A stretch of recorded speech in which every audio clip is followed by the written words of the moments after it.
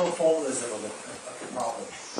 Given a 14 by 14 image hash X, you can represent the image hash using 196 row numbers with pixel intensity values.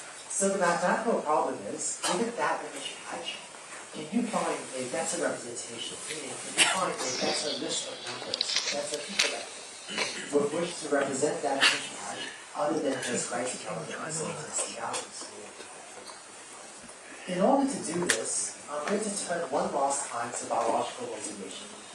So it turns out that in your brain and mine, when you see an image, the first thing your brain does is look for edges in the image. So an edge is a light region, like this, adjacent to a dark region, like this. So in your brain right now, there is probably a neuron looking for a 45-degree line or a 45-degree edge, like that shown here. And in your brain right now, there's probably a different neuron that is looking out for a vertical line or a vertical edge, like this. So after this knowledge, one thing we could do is to try to connect this. But I think it's more interesting, instead of trying to hand engineer something like this, to see if we can come up with algorithms to build this mathematically. I started working on deep learning when I learned about this fascinating result of an algorithm called source coding by two neuroscientists, Olshausen and David. Olshausen and Yu are neuroscientists, and when they came up with this fast coding algorithm, they had published this result as a scientific critique to explain early visual processing in the brain. But when they published this paper, it was sort of like a mathematical result, like a basic neuroscience result, like an observation on the mathematics behind perception. And they had never envisioned that this would be used as a machine learning algorithm. But it turns out to be an unsupervised learning algorithm, meaning an algorithm that just learns from unlabeled data, and it gives a very good explanation for early visual processing. So let me explain the algorithm. Sparse coding takes as inputs m images, so x1 through xn, each of which is, say, a 14 by 14 image hash, so rn by n. And what it does is it learns a dictionary of basis functions, I1 through 5k, let's say 64 basis functions, and it learns it so that each of your input examples x can be approximately decomposed as a weighted sum, or as a linear combination of your 64 basis functions, and subject to the constraint that those weights, that those coefficients, aj, are mostly zero. Okay? The constraint that the aj's are mostly zero is called a sparsity constraint, hence the name sparse coding. So, I think this is the only equation I have in this talk. So I hope you enjoyed it.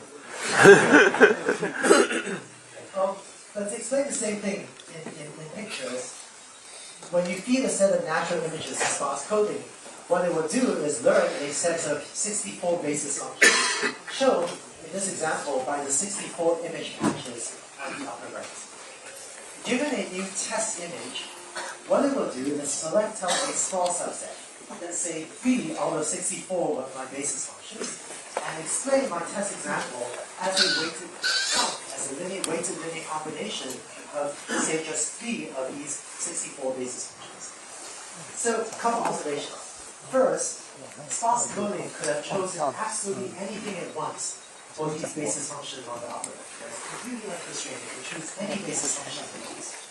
But it turns out, every time you want to run sparse coding, 100 times out of 100 times, the basis functions will all look like what you see there. They'll look a lot like edge detectors. In other words, sparse coding has, quote, invented edge detection.